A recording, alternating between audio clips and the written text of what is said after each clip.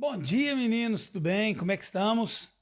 Bom, vamos lá, mais uma aulinha de geografia. Hoje a gente vai falar um pouquinho aí sobre a geografia da população brasileira, tá? Primeiro, para a gente entender um pouquinho sobre o que é essa geografia da população brasileira, a gente tem que falar um pouquinho sobre o conceito do que é transição demográfica, porque essa é uma palavra importante, um termo importante quando a gente fala sobre população, né? Que é o conceito de transição demográfica. Ela descreve o processo de oscilação do crescimento da população do mundo, né? Mudanças, ou seja, transições aí que aconteçam nas taxas de natalidade e de mortalidade das sociedades. E aí, para a gente falar sobre essa transição demográfica, a gente vai dividir ela em 4 fases.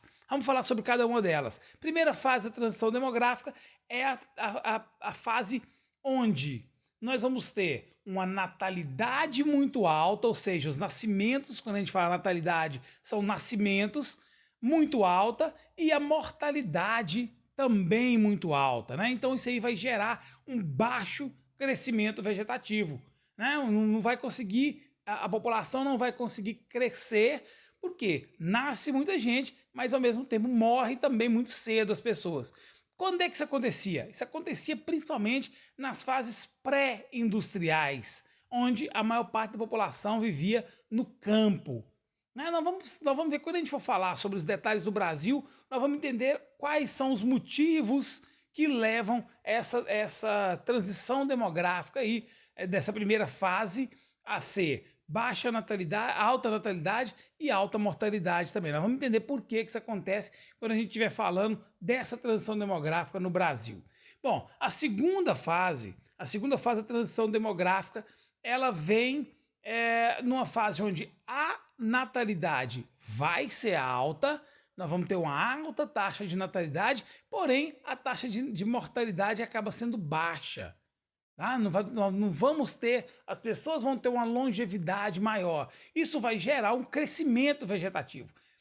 Vamos entender o que é esse crescimento vegetativo. O crescimento vegetativo é justamente o aumento da população, levando em consideração a natalidade e a mortalidade, né? A quantidade de pessoas que morrem tem que ser menor do que as que nascem.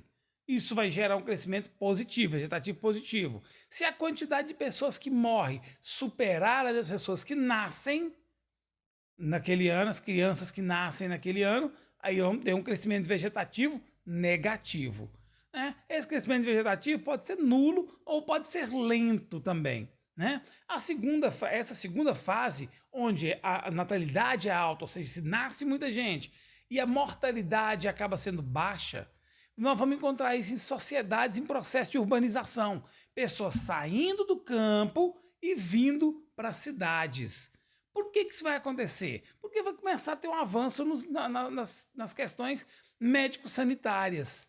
Né? As pessoas vão conseguir ter mais acesso à saúde, né? A médicos, a questões de higiene. Né? As cidades vão proporcionar isso melhor para as pessoas e vai gerar aí uma explosão demográfica, ou seja, um crescimento muito rápido e muito grande nas populações. A terceira fase da transição demográfica, ela é uma fase onde a natalidade já começa a ser baixa e a mortalidade também é baixa. Natalidade baixa, mortalidade baixa, então nós vamos ter um crescimento vegetativo baixo, também baixo, tá? A sociedade em estado já mais elevado de urbanização geralmente tem essa característica. São sociedades que têm um maior desenvolvimento socioeconômico.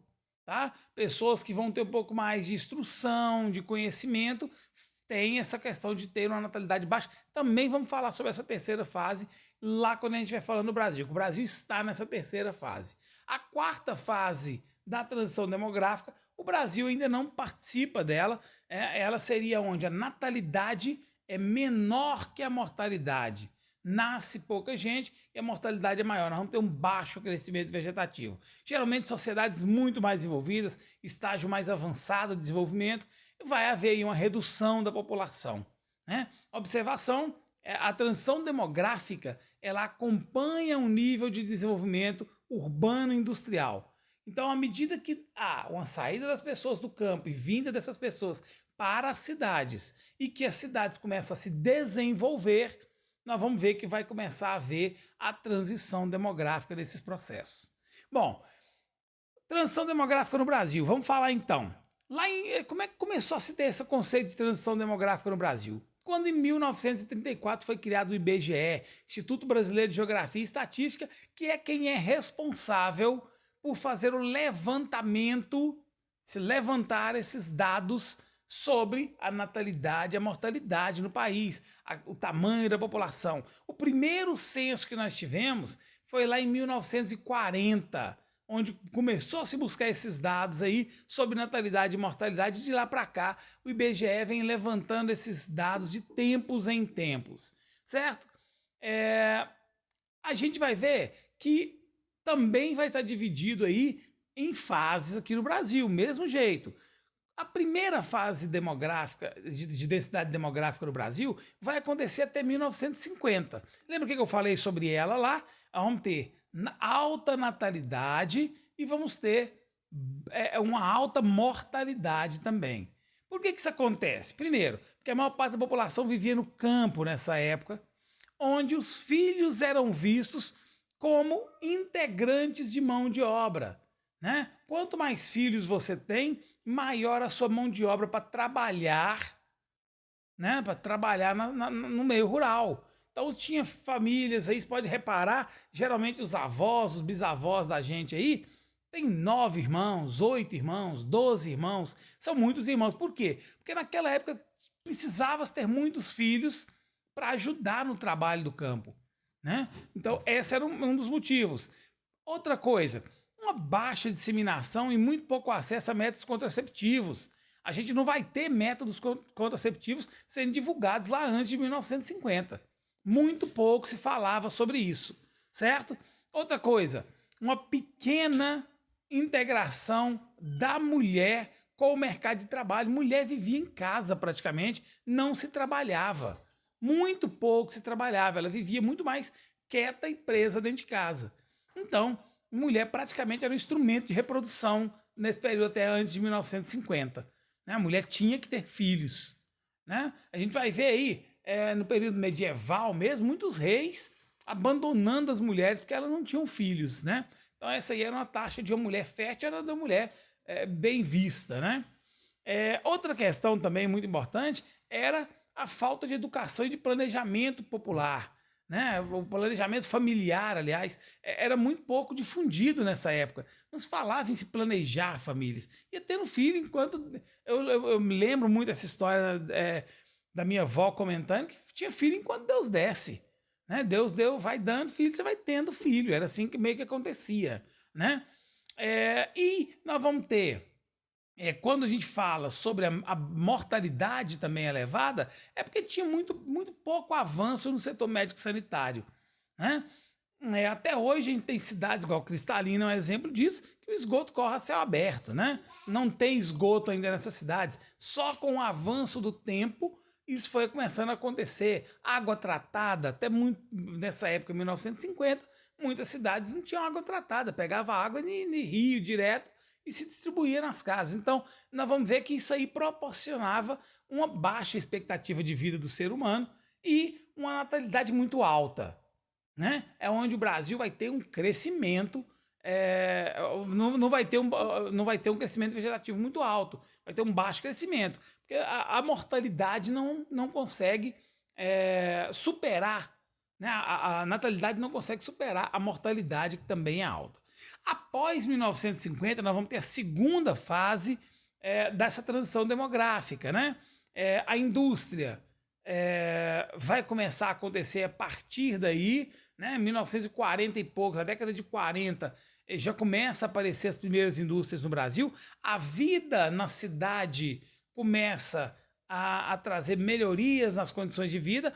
Vamos ter um êxodo rural muito grande, as pessoas saindo do campo e vindo buscar esses empregos nessas indústrias, né? E nós vamos começar a ter ali uma queda na mortalidade infantil, né? Então vamos ter uma taxa de natalidade alta, tá? A taxa de natalidade vai ser alta e a mortalidade vai começar a baixar, né? A mortalidade tanto infantil quanto a mortalidade geral vai começar a baixar. Essa mortalidade infantil vai ser menor porque vai começar a ter a obrigatoriedade da vacinação infantil, né? Essa vacina que você tem lá no postinho, né, que é obrigado a dar nos seus filhos aí, ela passou a ser obrigatória a partir de 1950.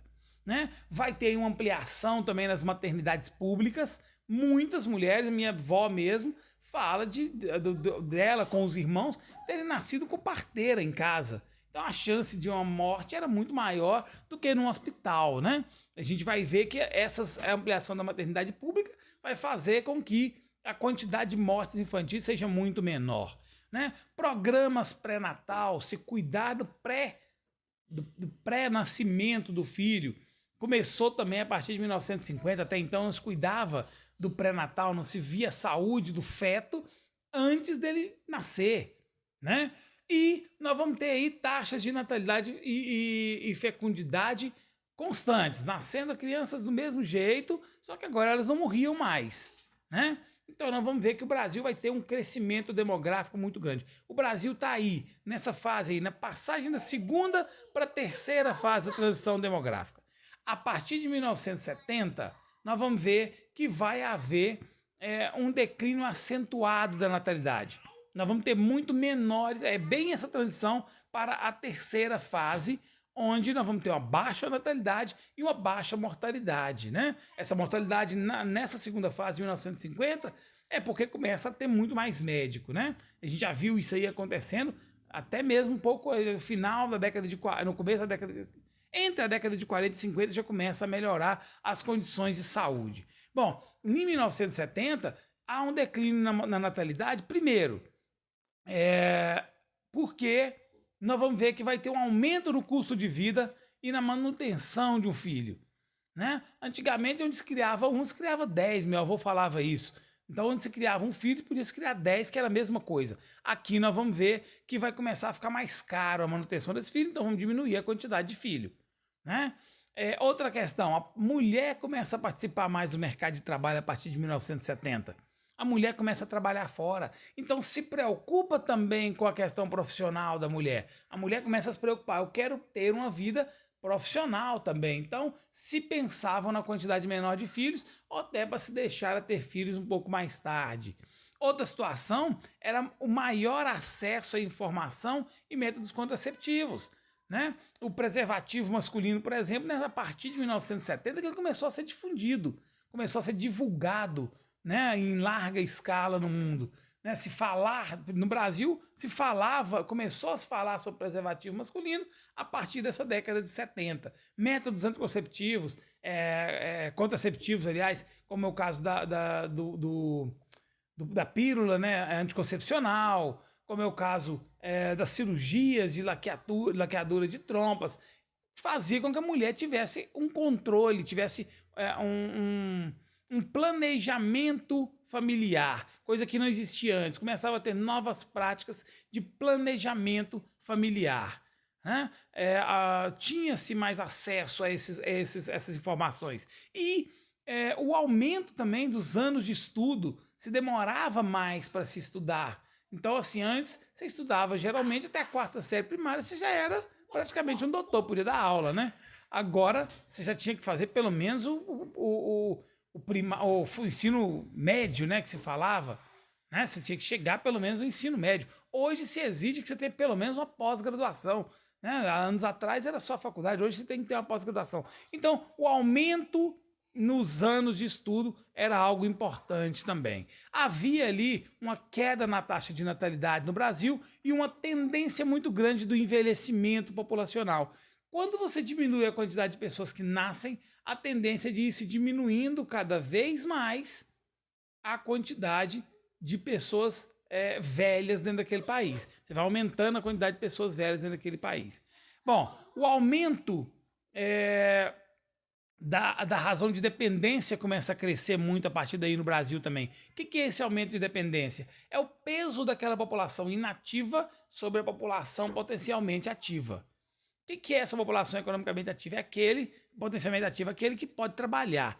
esse cara que pode trabalhar gera renda, gera lucro para o país, né? Movimenta o país.